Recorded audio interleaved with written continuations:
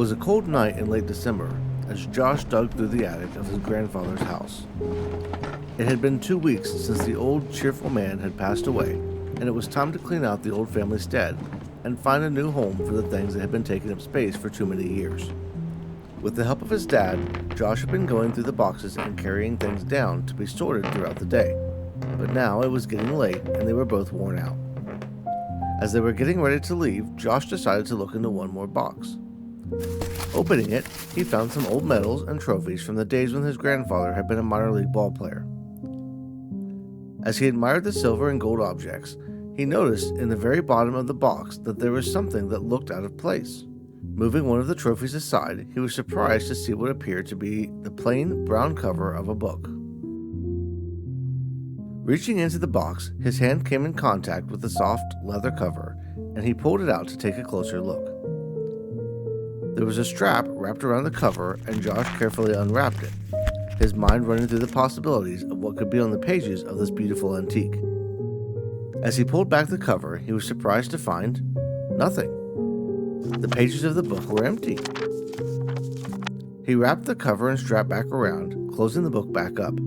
There was no reason this old journal should go unused, he thought, so he tucked it under his arm and made his way out of the attic to head home for the night. It was a little over 3 months before everything had been cleared out of his grandfather's old house. In that time, work and life had taken over, and Josh forgot all about the old journal he had found on that cold, snowy December night. As the months wore on, the whole encounter would fade more and more, until one evening in early October, when an unexpected noise would draw his attention back to the leather-bound object. It was 2 a.m, and Josh was working on editing a video that was already past the deadline for completion. He knew he could have it done within a couple of hours if he just focused, though focusing was usually the problem. The rest of the house was completely quiet. Not that it would have mattered with his noise-canceling headphones helping him drown out any distractions that may present themselves. In the middle of color-correcting a clip, however, he felt his stomach growl and he realized that he had been so focused that he had missed dinner. Knowing he couldn't edit on an empty stomach, he took off his headphones, got up from his chair, and headed for the kitchen. He was halfway down the hallway when he heard a sound he didn't recognize. At first, it sounded like fingers tapping on a desk, but that didn't make any sense, as he was the only one home. Stopping just before the kitchen door, he listened intently to try and figure out where it was coming from. After only a few seconds, it was clear that the sound emanated from a closet further down the hall.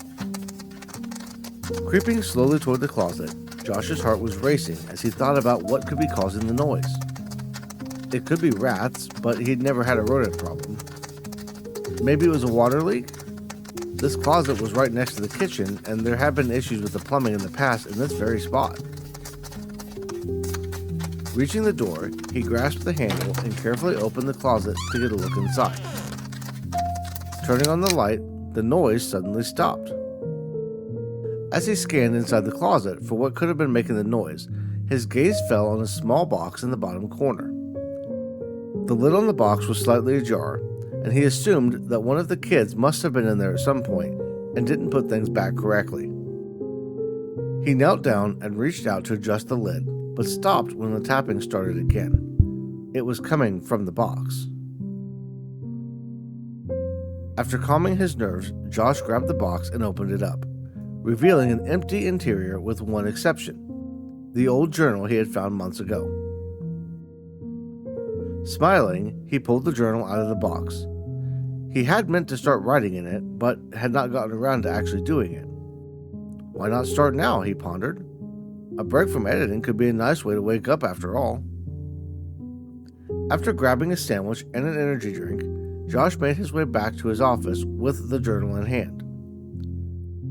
He remembered how excited he had been when he first found it and imagined how great it would be if someday his grandkids would find the same dusty old journal, but with his thoughts in it.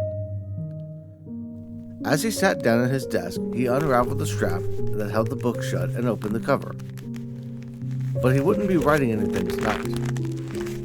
As the cover pulled back, revealing the first page, he would discover writing was already there. Maybe he had been mistaken.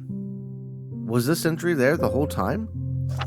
He flipped through the pages, finding that this was the only entry in the journal. It was possible that the pages stuck when he first found it, but it seemed hard to fathom that there would be any entry in the first page that he had missed. Reading the opening sentences, he realized that this was the perfect chance to record himself reading it for the first time and share it with his community. Worst case, it would turn out to be nothing but some random person's day, but if it was more than that...